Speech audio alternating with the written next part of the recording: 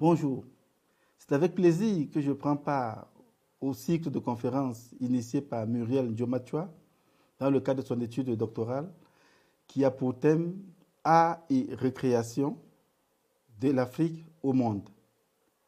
La thématique de ce mois de janvier 2024 porte sur le zooformisme et l'anthropoformisme, une orientation africaine. Les deux projets que j'ai préparés et que je vais devoir vous présenter dans le cadre de cette thématique sont Visage de masque et Les trônes célestes. Il s'agit en fait de deux projets plus ou moins récents qui sont des projets intéressants portant sur des questions liées au masque en Afrique aujourd'hui et notamment à l'exploration de la représentation des animaux dans l'art classique et contemporain africain. Visage de masque.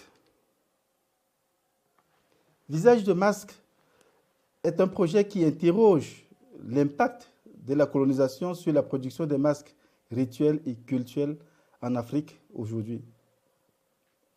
Il nous invite aussi à découvrir une réalisation hybride qui nous interroge sur ou qui célèbre, qui représente une mobilité inhabituelle entre l'univers rituel réel en Afrique et la scène contemporaine globale. La première image que nous avons à l'écran nous montre un scream mask utilisé pendant une cérémonie dans le village Fondanti à l'ouest Cameroun. Le scream mask, c'est ce fameux masque créé dans le cadre de Halloween et qui a été rendu célèbre par le film du réalisateur américain Wes Craven, la fameuse série Scream.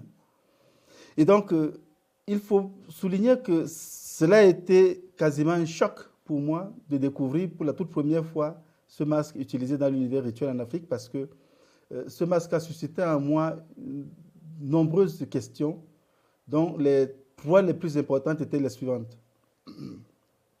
Quel est le rôle et la place de ce masque qui appartient à un univers folklorique américain dans un événement rituel en Afrique? Est-ce à dire qu'en Afrique, il n'y a plus de créateurs pour proposer de nouveaux esthétiques de masques aux membres des confréries qui font des performances dansées? Et la troisième question, celle qui m'a vraiment engagé dans ce travail sur le masque, était de savoir que je suis artiste plasticien contemporain, je suis sculpteur. Si on me demande quelle a été ma contribution pour enrichir l'esthétique des masques rituels aujourd'hui en Afrique, quelle sera ma réponse?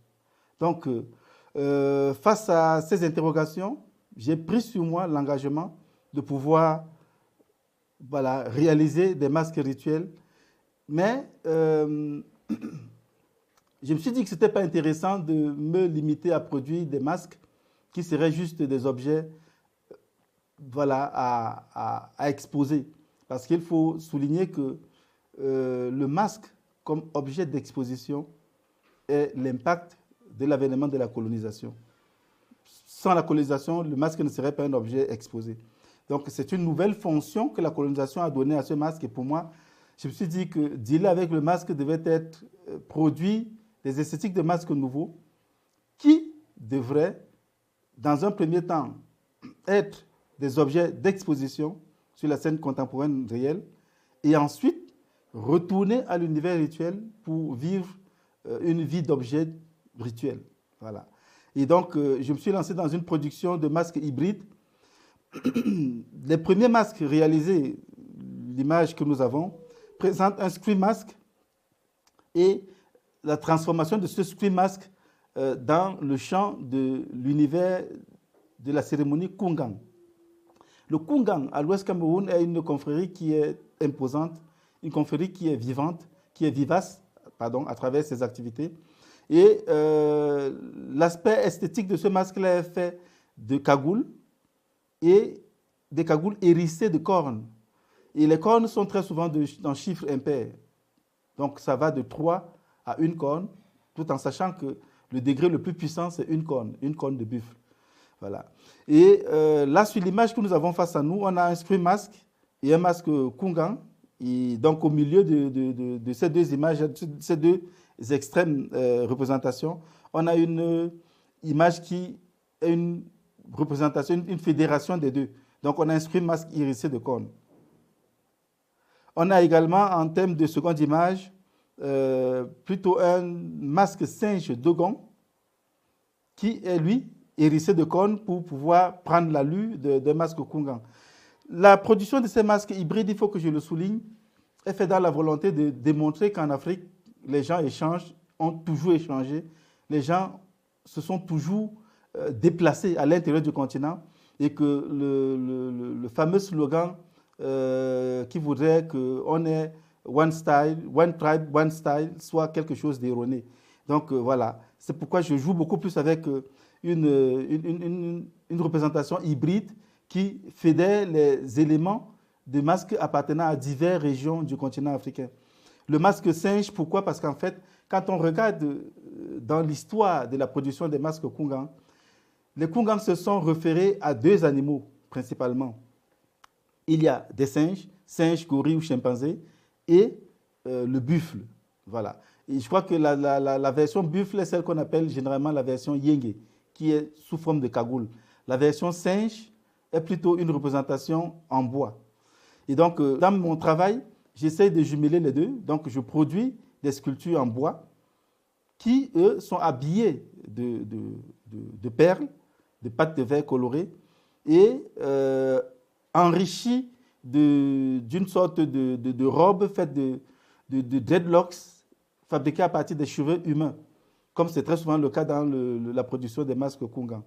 Donc, on a, dans le cadre de ce travail, une collaboration qui s'est établie, parce qu'il faut préciser que, en tant qu'artiste, je n'ai pas voulu être celui qui produit toutes les œuvres. J'ai voulu plutôt collaborer avec des artisans qui résident dans les différents foyers qu'on a dans des grandes capitales africaines. Pour le cas d'espèces, ici au Cameroun, c'est plutôt avec les artisans de l'Ouest Cameroun, notamment de Fumban. Et donc, on a là, en image, Alassane Fouapon, qui est sculpteur et qui est en train de réaliser une pièce. Ensuite, on a Mama Kwam Marie, qui, elle, vit à Baham, dans une autre ville, mais toujours de la région de l'Ouest, et qui, elle, est perlière. Il faut dire que je travaille avec des artisans qui appartiennent à des foyers de techniciens. On a un foyer de sculpteurs très talentueux à Fumban. Et quand on parle de perles ou de perlage, même si on pratique du perlage à Fumban, ben, la capitale du perlage à l'Ouest Cameroun, c'est Baham. Donc voilà, je voyage à travers les villes et rencontre des techniciens avec lesquels je collabore. On a là M. Victor Sieleji, qui lui a été l'accessoiriste qui a monté les dreadlocks sur le masque en question. Et à la droite de l'écran, on a une photo qui illustre deux esthétiques de masque Kungan. À la gauche, on a l'esthétique classique et à la droite, l'esthétique contemporaine proposée par moi. Après la réalisation des masques, il me fallait rencontrer les responsables des confréries pour pouvoir rendre possible l'utilisation de mes masques dans l'univers rituel réel. Et donc, j'ai identifié un jeune membre de confrérie qui est un ami de longue date, Hervé Yamgen, artiste plasticien lui aussi, et qui devait prendre la place de son père, succéder à son père dans la confrérie de Kungan de Bala-Assié, son village. Et donc, Hervé m'a introduit auprès de son takou, et sur la photo que nous avons à l'écran, je suis en train de converser avec le takou et l'un des membres. Nous parlons de l'esthétique des masques, justement. Le takou me dira que le masque que j'ai réalisé convient aux normes, aux normes, on va dire quoi, oui, demandées par la confrérie, mais qu'il fallait, pour avoir l'aval final que mon travail soit utilisé dans l'univers rituel, que j'ai l'autorisation de Sa Majesté le Roi. D'ailleurs, pour rappel, l'une des questions que Étienne Djombi, qui est le Taku de Balassié, c'est-à-dire que le maître de la confrérie Koungang de Balassié, m'a posé, il m'a demandé quel nombre de cornes j'avais conçu j'avais attribué au masque d'Hervé Yamgen. Je lui ai dit que j'avais attribué 7 cornes, il m'a dit c'est bon, parce qu'en fait, 7, c'est le grade d'Hervé. Donc voilà, ce sont des petites notions qu'il faut avoir pour pouvoir concevoir et fabriquer un masque pour un membre. J'ai rencontré, dans le cadre de la photo que nous avons à l'écran, Sa Majesté Gangoum Sylvestre, et je lui ai présenté le projet. Il m'a dit, et ça c'est une phrase que je garde de notre échange, qu'il était à 200% avec ce type de projet qui était novateur et que nous ne devions pas, nous, Africains, nous engluer dans les réalités de notre passé, mais qu'il faut voir dans quelle mesure évoluer avec ces réalités-là. Et donc, ayant eu le feu vert, le masque justement conçu pour Hervé Yamgen a été utilisé dans le cadre d'une cérémonie à Banja, et c'était le 30 mars 2015. Et donc, à Dakpedieu, qui est l'un des quartiers ou l'un des villages du grand groupement Banja. Et on a en image là Hervé Yamgen en train d'utiliser son masque. On a une seconde photo qui présente toujours Hervé Yamgen utilisant ce masque. Il faut dire qu'avant que le masque de Hervé ne soit utilisé dans l'univers rituel, il a dans un premier temps été exposé au Centre d'art contemporain de Banjul Station, qui est situé à l'ouest Cameroun, dans la ville de Banjul. Le Banjul Station est un centre d'art contemporain, un complexe constitué d'un centre d'art contemporain et d'un musée, et qui est une œuvre fondée par l'artiste camerounais de renommée internationale Barthélemy Togo. Et donc, j'ai été convié à présenter ce travail, la toute première exposition du projet Visage de masque à Banjul Station. Et donc, on voit en image ici le masque porté par Hervé qui est exposé dans cet espace-là. La volonté d'exposer les masques dans l'univers de la scène contemporaine globale, avant l'utilisation du masque dans l'univers rituel, pour moi, était capitale. Dans la mesure où c'est une forme de réparation, une forme de restauration, une forme symbolique de retour qui est effectuée. Parce qu'en fait, la plupart des masques classiques africains qui sont dans des collections muséales et privées des collections occidentales, la plupart de ces objets-là ont commencé leur vie comme objets rituels avant de finir comme objet d'exposition.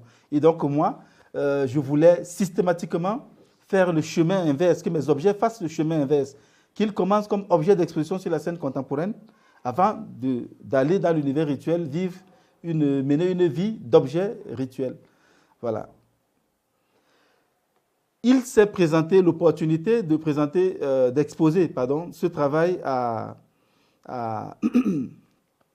pendant la foire 154 à Londres, c'était en 2015. Et depuis cet instant, il y a eu on va dire, le projet a franchi un nouveau palier.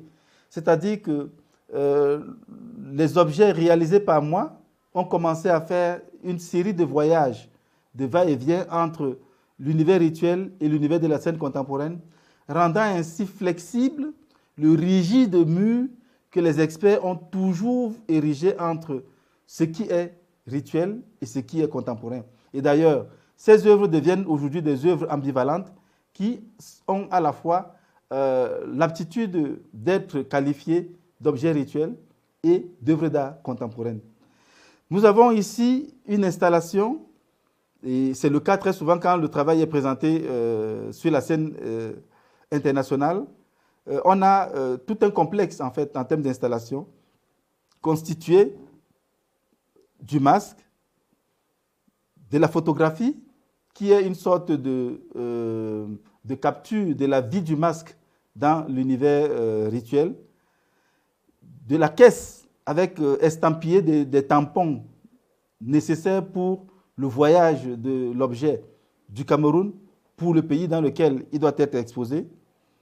Sur la photo qui suit, on a un écran qui montre en fait une vidéo du masque pendant sa vie dans l'univers rituel. On a en dessous de l'écran un box en plexiglas, donc transparent, à l'intérieur duquel sont disposées la documentation d'expédition de la caisse, parce que tout cela participe voilà, de la réalisation de l'œuvre et de la vie de l'œuvre. Et à l'extrême gauche, on a deux cartels, généralement un cartel qui présente le travail tel qu'il est présenté généralement dans l'univers classique ou dans des musées ethnographiques, et un autre cartel qui présente le même travail tel que les œuvres d'art sont présentées dans l'univers de la scène contemporaine. Donc, ces deux cartels sont là pour mettre en exergue le caractère ambivalent de l'objet qui est exposé. Nous avons à la suite une série de masques réalisés. On a à gauche, à cette image-là, un masque hybride, Kungang, mais qui est fait à base d'un masque crocodile Dogon. On a à la droite de cette image un masque Kungang, hybride lui aussi, mais qui a une forte connotation esthétique du masque Predator. On connaît bien le film Predator. De mon point de vue, lorsque je regarde le film Le Masque Predator, je pense tout de suite au masque araignée Glé chez les Bété en Côte d'Ivoire. Et c'est ce clin d'œil à un objet de l'art classique africain qui se retrouve dans l'univers de la cinématographie, que je récupère une fois de plus et que je réintègre dans l'univers de la pratique rituelle au Cameroun. Nous avons sur cette image deux autres masques. Un masque préfigurant la représentation d'un rhinocéros, qui est l'un des Big Five en termes d'animaux puissants en Afrique. Et de l'autre côté, un masque gorille Kwélé. Les dernières images que je vous présente dans le cadre de ce travail renvoient à une double représentation du masque Tso. Le masque Tso est encore plus connu comme étant le masque éléphant, donc qui renvoie à l'élément d'éléphant. À gauche, on a un masque Tso. Les deux, en fait, sont des masques qui ont un faciès qui fait un clin d'œil au Scream Mask, mais celui de gauche, donc le masque jaune, est surplombé par la représentation d'une panthère. La panthère renvoie à la puissance du monarque. Celui de droite, lui plutôt, il a une espèce de pédoncule qui se dresse sur le crâne du Scream Mask et est hérissé au centre de ce pédoncule-là, la représentation d'un lézard. Le lézard, dans la culture africaine, est très souvent considéré comme étant un messager.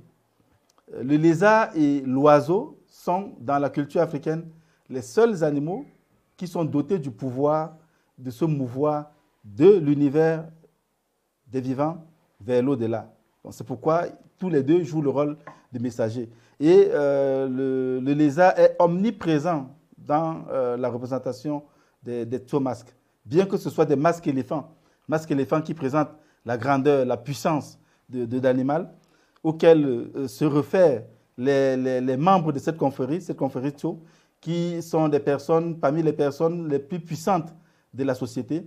On n'accède pas à cette confrérie n'importe comment. Il faut avoir atteint un certain niveau, une certaine considération dans la communauté pour rentrer dans le cercle de ceux qui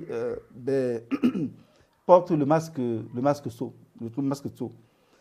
Voilà, j'en ai terminé avec le projet Visage de masque. Je vais rapidement vous présenter le second projet qui, lui, s'intitule Les trônes célestes. L'installation des trônes célestes met en exergue l'épineux problème de l'héritage dans notre société aujourd'hui et nous interroge sur la notion de gouvernance à travers une réinterprétation de l'esthétique des trônes de l'art classique africain. Elle questionne aussi le rôle et la place du socle dans la sculpture contemporaine. Il faut dire que ce projet est né à la suite d'une invitation à participer à une exposition intitulée Aujourd'hui, commissariée par Simon Djami, à la demande du bureau de la Banque mondiale de Yaoundé. L'expo s'est tenue au Musée national de Yaoundé. Il faut dire que j'ai l'habitude de créer des œuvres qui dialoguent avec les lieux dans lesquels elles doivent être exposées. Et pour cela, j'ai mené une recherche sur l'histoire du Musée national, du bâtiment qui abrite le Musée national aujourd'hui du Cameroun. En 1940, ce bâtiment a servi de résidence au gouverneur français au Cameroun. Et en 1960, il est devenu le tout premier palais présidentiel du Cameroun. C'est en 80 qu'il va, dans la décennie 80, qu'il va se transformer en musée national. Donc cela signifie que pendant plus de 40 ans, ce bâtiment a été le temple de la diplomatie camerounaise. Le thème de l'exposition étant aujourd'hui, il était important de traiter d'un sujet qui nous préoccupe à l'heure actuelle. Et pour moi, la question de la bonne gouvernance est un réel problème, pas seulement au Cameroun, mais dans plusieurs pays du continent africain.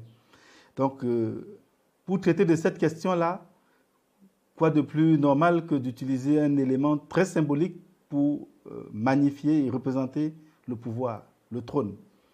Et pour moi, il me semblait intéressant de dealer avec l'esthétique classique des trônes africains, car ils sont tout à fait particuliers et que la question de la gouvernance ne se repose pas que à la tête de l'État, mais aussi à toutes les strates de la société. Chef de village, chef de bureau, chef d'entreprise, et j'en passe. Et donc, les œuvres que nous avons à l'écran représentent une série de trônes dont l'esthétique est très proche des trônes des rois à l'ouest Cameroun.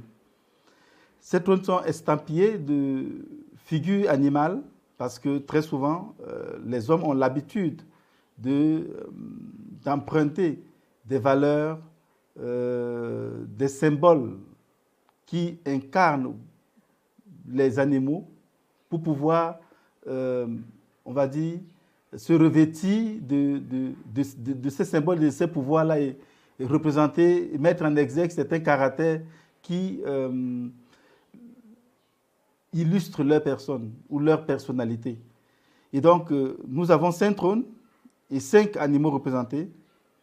Nous avons le rhinocéros, l'éléphant, la panthère, le buffle et la tortue. Dans la série des 5 animaux utilisés ici, il faut dire que la tortue apparaît comme un cheveu tombé dans la soupe parce que la plupart des animaux utilisés appartiennent à la série des Big Five en Afrique, donc les 5 animaux puissants du continent africain. Mais la tortue, elle, j'ai choisi de l'intégrer dans cette série pour mettre en exergue un aspect assez particulier. La tortue dans les fables, les contes en Afrique, la tortue dans sa valeur symbolique telle qu'elle est utilisée dans divers registres, est un animal qui symbolise la patience, qui symbolise la justice, parce que la tortue a été utilisée pour rendre justice. Et d'ailleurs, il paraît que dans certaines contrées du continent et même du Cameroun, certaines personnes utilisent encore la tortue pour rendre justice. Lorsqu'on regarde cette installation, on se rend compte que les trônes qui sont représentés en bois et recouverts en perles de pâte de verre colorées flottent au-dessus des socles qui, eux, sont recouverts d'une matière réfléchissante et très similaire au miroir. Et donc, c'est ce socle qui, sur cette photo par exemple, fait découvrir aux spectateurs un texte et notamment un proverbe qui est caché sous le socle, à la base de la sculpture. Parce qu'en fait, chaque sculpture comporte une phrase qui est en fait un proverbe africain sur la notion de la bonne gouvernance et qui est inscrit en dessous. Bien entendu, inscrit en l'envers pour que le spectateur puisse, sur le reflet de la base de la sculpture, lire la phrase à l'endroit.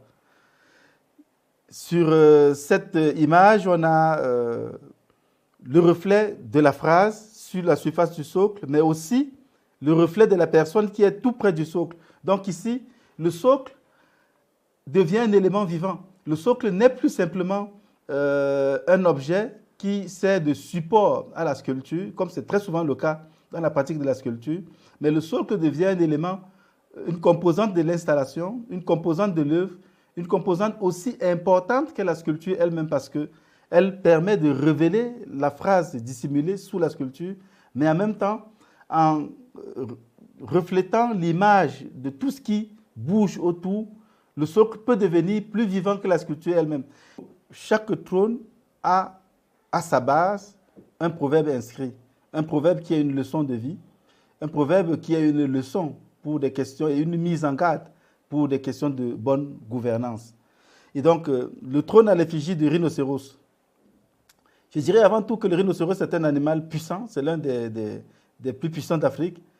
Mais il faut avouer que j'ai rarement vu les rhinocéros représentés, que ce soit en masque ou que ce soit sur des objets comme des trônes et quelques autres objets en Afrique et notamment au Cameroun. Mais pour moi, il me semblait important d'introduire cet animal-là qui a toujours été l'un des animaux les plus puissants. Donc, il incarne la puissance, la force et aussi, à certains égards, la protection de la brousse, protection de la forêt, parce que le rhinocéros n'aime pas voir le feu. À chaque fois qu'il aperçoit un feu, il court l'éteindre avant de construire sa course. Donc c'est un animal emblématique, un animal fort, un animal puissant. Et sous ce trône, on a la phrase qui dit que c'est la braise que l'on croit, ou la cendre que l'on croit éteinte, qui brûle la maison. Cette phrase a été utilisée dans le cadre de cette installation pour mettre en lumière un fait marquant de l'histoire contemporaine du Cameroun, notamment la guerre civile qui se déroule dans le Nozo, entendez par Nozo, nord-ouest et sud-ouest du Cameroun. Et donc, c'était pour moi une invitation aux dirigeants à se pencher sérieusement sur ce problème pour le résoudre afin que le pays tout entier ne crame pas. Le second animal de la série, représenté sur trône, est la panthère. C'est un animal féroce, un animal puissant, un animal que tous les monarques, généralement, en Afrique, adoptent comme totem, comme élément gémellaire. Donc, sous le trône de la panthère, on lit le proverbe suivant. Quand la panthère n'a plus de dents, les chèvres jouent avec elle. C'est un proverbe qui incite et qui invite les monarques à savoir quitter la barque avant qu'elle ne coule, à savoir quitter la barque avant de devenir l'objet et la risée de ses sujets. Je ne dirai pas plus.